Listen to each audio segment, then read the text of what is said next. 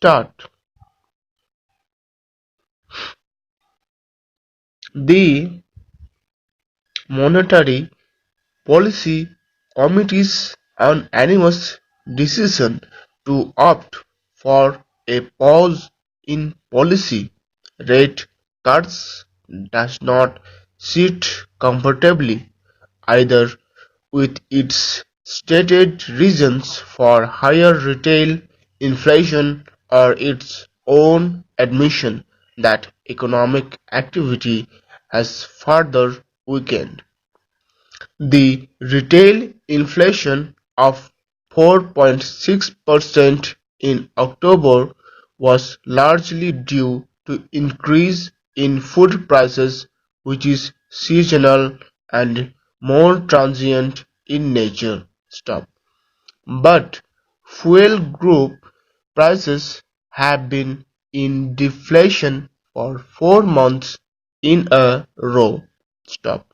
And core CPI inflation actually dropped in October compared with September.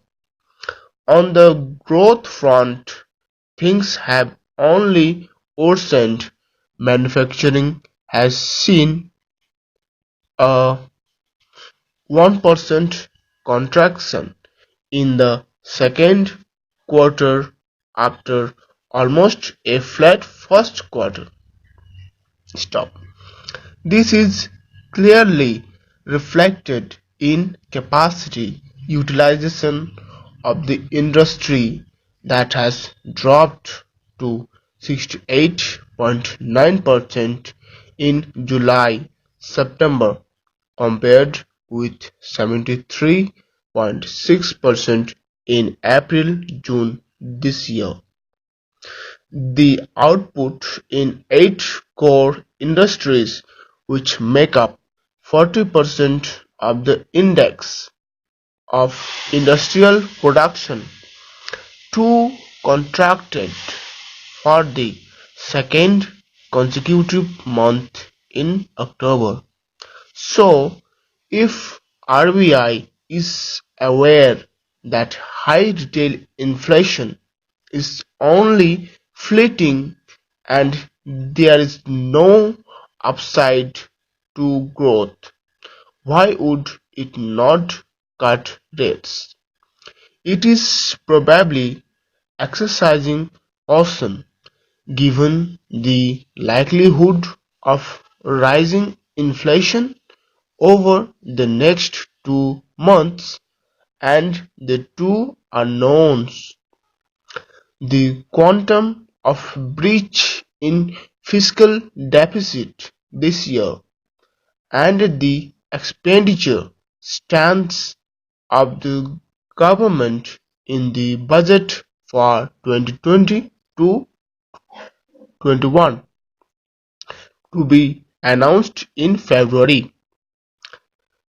Retail inflation is expected to rise further to 5.5% and then to probably 6% in December, driven largely by food prices.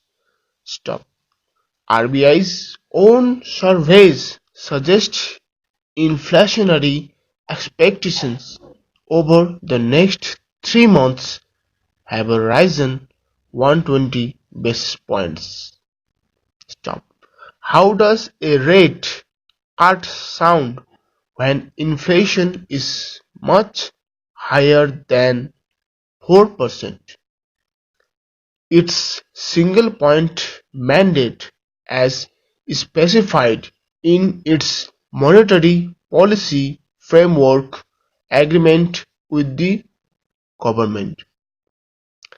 Besides, given the growth numbers, RBI may also expect the budget in 2020 to 21 to be fiscally expansionary and hence prepare in advance. In doing so, however, the RBI is not looking at a longer one-year retail inflation trajectory. In another 6 to 12 months, CPI inflation is expected to moderate to 3.8% to 4%.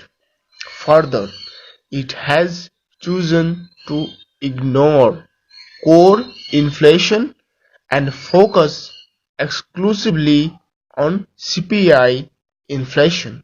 Stop.